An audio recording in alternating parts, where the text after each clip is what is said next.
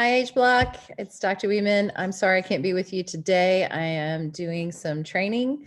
So I thought to just kind of help us keep on pace, I would record our lecture. I want to just from the outset say that you're going to need your notebooks. Your sub may have already told you this, but I'm just going to repeat it. You're going to need your notebooks, and you're going to need to divide into small groups of 2 to 3 people, no more than 3 people. And my advice for contact tracing is just to stick around with folks that are nearby. But if you need to take a minute to sort yourselves out, go ahead and do that right now. So hit pause on this and then organize yourself into groups of 2 or 3. You need your notebooks, and you're going to need an individual piece of paper. So hit pause, and then I'll see you at the next slide. Okay, we are going to be moving into small groups. As I already said, break into groups of 2 to 3, and you will need to have your individual notebooks. So throughout this lecture, there are going to be portions that you're going to want to record into your notebooks like traditional lecture, but there are also going to be some small group discussion, just as a kind of different way to get you into the book of Amos. So right now, you'll also need to maybe hit pause again in your small groups. Take out a sheet of paper, label it Amos Bible Lab. Make sure that each group member's name is on it, first and last. Again, make sure every group member's name first and last is on it. You will also need to open up the Bibles. You should have some underneath your chairs, or you can use your Bible app on your phone. Gateway Bible is always a good one. Make sure you're in an NAB or NABRE version of your Bible. You can hit pause until you get to the next slide. Okay, so I'm going to jump in here with a little bit of an overview about Amos. This is something you would want to put into your notebooks. So just a little bit of background on Amos. Amos is the first prophet that we're getting ready to work with. And Amos is set in the northern kingdom. So remember, those are the 10 tribes that are located up in the northern kingdom called Israel. And Amos is prior to the Assyrian assault on Israel. So, you know, they're kind of off in the distant horizon. The drumbeat is getting a little bit louder. And so Amos is writing about that particular historical situation. Now, one of the things about Amos is that the primary message that he's going to deliver is that all the sins and moral failings that have accumulated by Yahweh's behavior, primarily located around idolatry or the issue of fidelity, would be punished by Yahweh on a national level. So that's a really important detail. So I'm going to say it again, that all the sins, these are individual and collective, would be punished by Yahweh on a national level. So when the northern kingdom fell, and it will, it's understood at that moment to be a fulfillment of Amos's prophecy.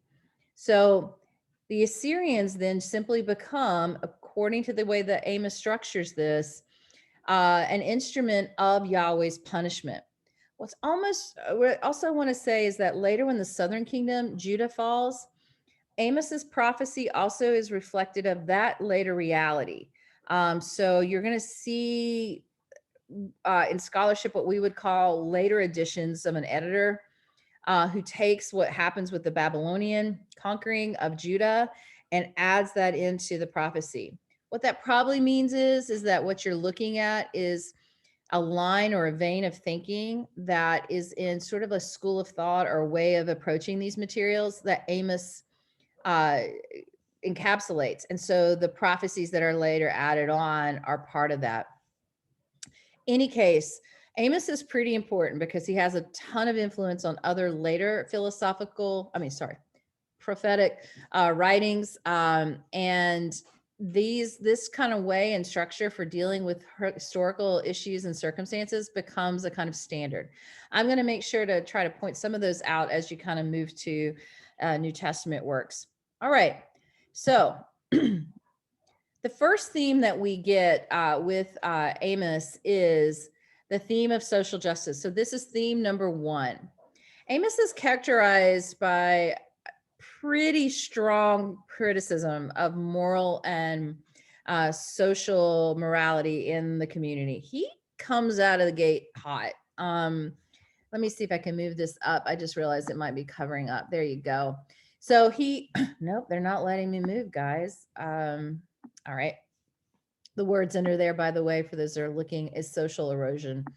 Any case, he comes out pretty strong. You hear his language. There in all kinds of things. You hear, I pointed out, you often will hear some of his language used. For those of you that are doing U.S. history right now, you may hear Amos quoted in American civil rights activists' speeches. You may hear hymns. There's some art and song work that's based around images that are in Amos. And the big charge is this notion of superficial piety. Superficial, of course, meaning it's plastic. It looks shiny on the outside, but there's no depth and there's no real authenticity on the inside. And piety is a kind of devotion. So it's a false devotion. This is the version of idolatry 5.0. I promised you in the Torah pieces that we were never going to get out of the charge of infidelity and or idolatry, that no other gods before me, that we got so plainly in Exodus, of course, as monotheism and Yahweh only type arguments were kind of just bursting, that we were going to get strains of it or evolutions of it all throughout the Hebrew materials. And certainly in the prophetic literature, this is where we start to see this version of it. So this sort of false going through the motions type piety. And what's interesting here is as you read through Amos, I want you to pay attention to the names of the various patriarchs, as well as other covenantal figures like David or Jacob. Joseph will show up, because the idea of covenant is super strong in Amos's work. The way Amos is going to take this is going to have a huge influence, not only on prophetic literature, but also on Christian sacred literature. So, for example, the big theme that Amos gives us is that this idea of covenant prescribes a particular relationship with Yahweh and therefore one's fellow human beings. So let's hit the pause on Amos, fast forward to the New Testament, to the Gospels, where Jesus delivers the great commandment. In the great commandment, Jesus will say, love God above all others and love your neighbor as you love yourself. For Jesus, those are inseparable. Should sound pretty familiar to something I just said here, that there's a kind of relationship that to be a Hebrew, to have that kind of identity, right? That identity is locked into relationships. That's really important. As you're going to see when you work through these materials, I'm going to, in a moment here, tell you to hit pause and have you do some small group work with your partner. And when you're done with that work, you do that on the individual paper. I'm going to go back over all of these answers with you when we get together for our next class. That'll be part of our discussion. So, but I do want you to think about that. How does that shape? How does the focus on the relationships, which has always been there, potentially both make a theologically consistent argument that we've seen from the Torah all the way through to now, but also become an incredibly smart way to demonstrate how one retains identity with their God as a Hebrew, in spite of not having any of the visual or obvious or manifestations of the covenantal promise, like land, like a king, like kingdom. How does that work? Well, this is what I want you to keep in mind, because this is going to help you fill it out. So right now, I would like for you to hit pause and work through these next 3 questions for your work. The first one asks you to let's look at Amos 4, chapter 4, verses 1 through 3. And I want you to identify who the cows of Bashan are. The second one I would like for you to look at is in Amos 6. You can just go ahead and read verses 1 through 7. I busted them up, but it probably is just a little easier to just read verses 1 through 7. What's the connection between morality and wealth here that Amos is making? Finally, question number 3, another good passage to take a look at is Amos 8, verses 4 through 6. What are the real crimes being committed by the people according to Amos? So on those individual papers that have your group names on them, I'd like for you to put your answers on there for me. And then of course, you're going to hand all this in at the end of class today, but hit pause, do your work. And then when you're ready, you can go to the next slide.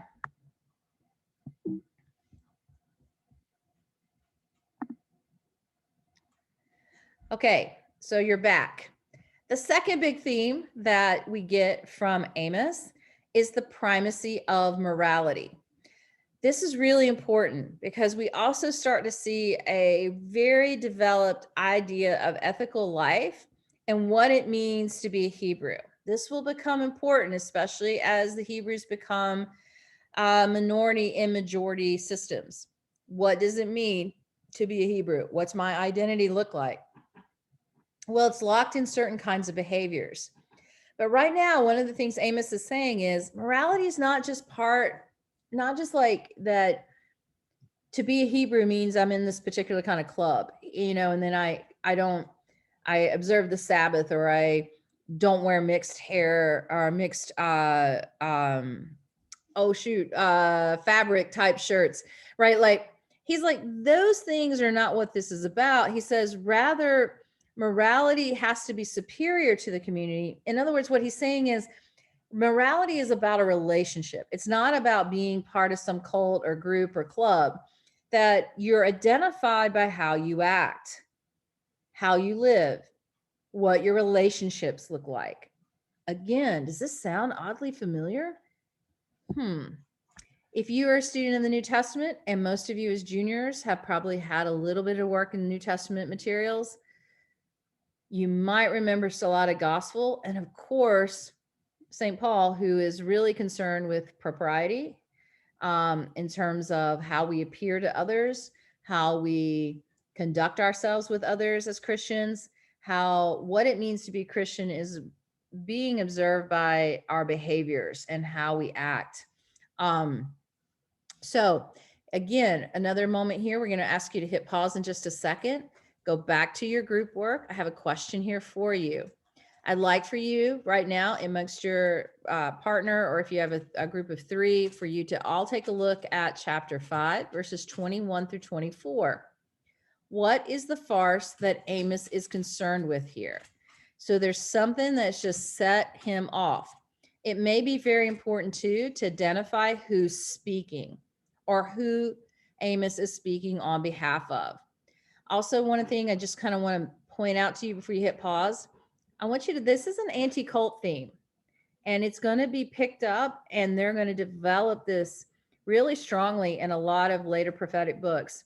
I'm so sad that I cannot do past 2 or 3 of these materials, but I hope you do get the chance to do some prophetic literature in like Ezekiel or Isaiah or Jeremiah or so many of these other beautiful, beautiful prophetic texts, and you get to see some of the stuff, the influence of Amos on so many of these other materials. Okay, so hit pause, do your group work, and I'll see you at the next slide. Okay, we're at theme number 3. This one's a really interesting one. The next theme is morality as national history. I point this one out because this is something that we even can see even in our modern Roman Catholic tradition to some degree. I'm not interested in stirring up any kinds of fights, but one of the things our Pope has come out to say, and you can see that there's a lot of back and forth even within our church and in our tradition about the vaccines, right? And everyone is kind of working through that. But if you listen to the language, and that's what I'm interested in, if you look at that language, there is a moral code that is attached to it. And that moral code sometimes suggests that whatever ethical behavior we choose, it doesn't have just an impact on our individual selves, but it has an impact on the collective body of the church. So you can find that kind of moral coding or that moral language on both sides. My point for you is that's not coming out of a vacuum. That these Christian thinkers and speakers who are putting those kinds of arguments forward on a current modern issue, that they're speaking out of a place in which everyday morality, individual choices, individual behaviors, or ethical decisions has a decisive and clear impact in national history. We might like to think, oh, you know, me sitting here in East Tennessee 2022, what do I have as a Christian or a Roman Catholic? What kind of impact do I really have for whatever individual decisions or things that I do or behave with? Well, the prophets say, hey, you really do. It has an impact because there's always been this individual collective tension. We talked about this with the monarchs, how a king can represent himself historically, but also be a stand-in. I said to you, you could go through and take out David's name in a passage and write Hebrews or Israelites, and the arguments pretty much can work. I mean, with some exceptions. And I think what you're seeing here is that same collective and individual tension, that our individual morality impacts the collective and the collective impacts the individual. And at some point they become indistinguishable. So the covenant with Yahweh places a moral and religious obligations on Israel, and as such breaks down these obligations and results in a correction. The greatest breach by Israel, we've been around this corner about 100 times already, is idolatry, especially as it was seen in the monarch. And right now, the monarchs are under a lot of criticism by the prophets because they're using treaties and all kinds of other types of political means to somehow fend off, threatening or external issues or crises.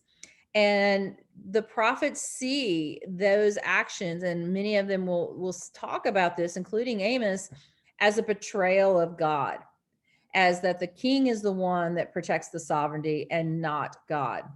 So the prophets will then extend Israel's infidelity to include other moral failings, such as lying and cheating. What's interesting here is that these are commonplace transgressions.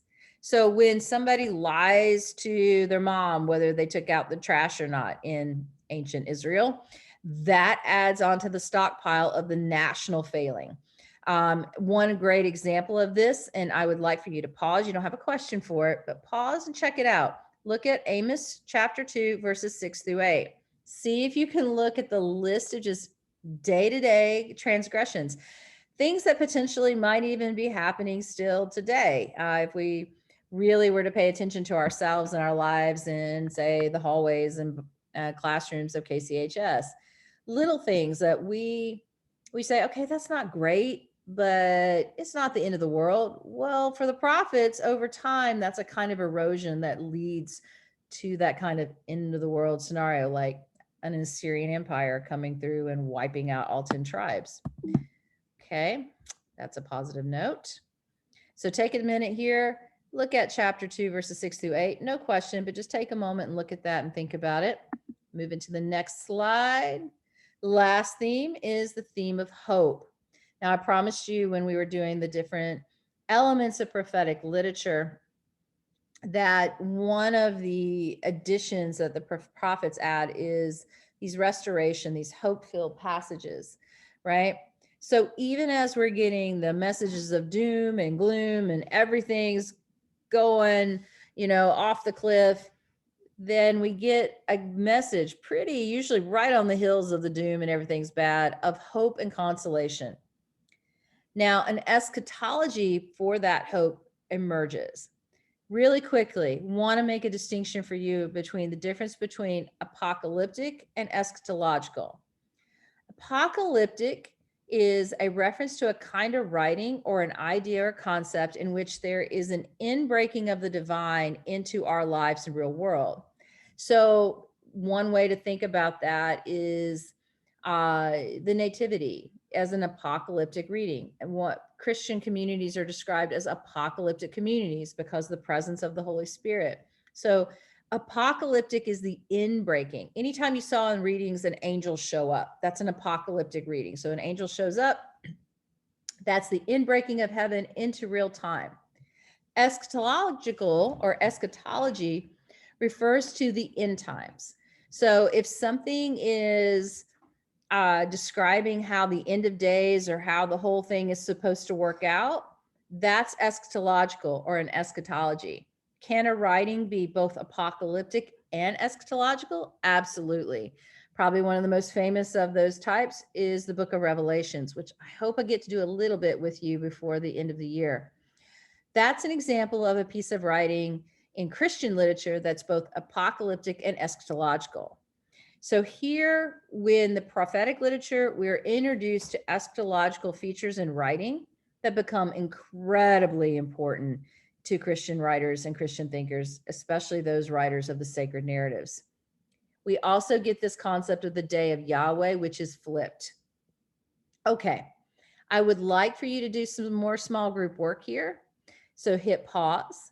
And this is the question I want you to work on. When you're done with this question, unpause me and we'll go to the next piece. But here's your question before you hit pause really quickly. I'd like you to go back to chapter 5 of Amos and look at verses 18 through 20, and then look at chapter 8, verses 9 through 12. Excuse me. What's the heart of this transformation within the passage? What's the core meaning there for the transformation? Okay, so write your answers down. When you're done discussing that and writing your answer down on your individual paper, your group paper, you can go to the next one. Okay, this goes into your notes. Remember that Amos lives at a time of peace and prosperity. I talked about that in our case study work. The primary message here of this book is one of restoration and reorientation. The goal here is to kind of get everybody kind of back on board, pointed to Yahweh, because the problem always is the reason that Israel is suffering is because it has somehow gone off the rails or off the tracks in terms of its relationship to God. So even as doom awaits everybody that doesn't change, there's always hope. That's such an important thing. I want you to go to the crucifixion. The crucifixion is probably one of the darkest and grimmest scenes in biblical literature. And yet, if you work at it, you can find the hope pieces. And certainly the resurrection is the ultimate embodiment of that hope. So again, I'm pointing out to you that part of the religious imagination for how the universe works, why for first century Jews, the story of Jesus wasn't so far removed in terms of what could be believed or experienced. I want to just kind of anchor that in because it's there. It's kind of built in to the mud, to the mortar of how these kinds of things can take shape and what's possible in this world. It's actually so beautiful too to see this kind of blossoming of these connections as they work. So to continue this bit of work here, I've got one more question here for you. I'm asking you to look at Amos chapter 9, verses 8 through 11, and then, or you can just do 8 through 15. You don't have to skip around. And I want you to see if you can locate the hope. I want you to identify it and describe what it does in terms of addressing the current circumstances of Israel as well as future Israel. So what I'm asking you to do here is locate where you see the hope. Think about what it does. Sorry, somebody got really excited. Somebody got really excited about people coming home, so I'm really sorry. We're at the very end. In any case, that was Bear and Pip who got very, very happy that my family came home. In any case, what I'm asking you to do here is identify the hope and then describe what it does in terms of addressing the current situation, which isn't good, right? There's a threat on the horizon. Israel looks like it's just falling apart. And then when things do fall apart, think about what then does it do to help in that moment when everything looks really bad and there doesn't seem to be any way out, in which case we've lost the land, we've lost the king, we've lost the kingdom, right? All those things have kind of just happen. So what do we do now? Where's the hope in that? So see if you can work that out. Again, talk to your group members, write your answers down. When you're done, I'm going to have your instructor that you have collect your work for the day. And then we will go, I'll pass it back out. I'm going to take a look at it, see how you did, and then construct our follow-up lecture for that.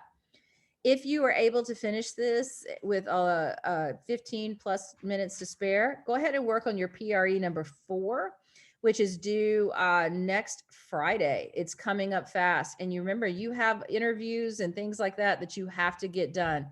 They're going to be very limited to no extensions on this one. So because just the way the grading is following and COVID weeks have gotten us. So please make sure you're on top of all of those things. I will see you on Wednesday. Take care, everybody. And let me know in Teams or in chat if you have any questions or I can be of any help to you. All right, take care.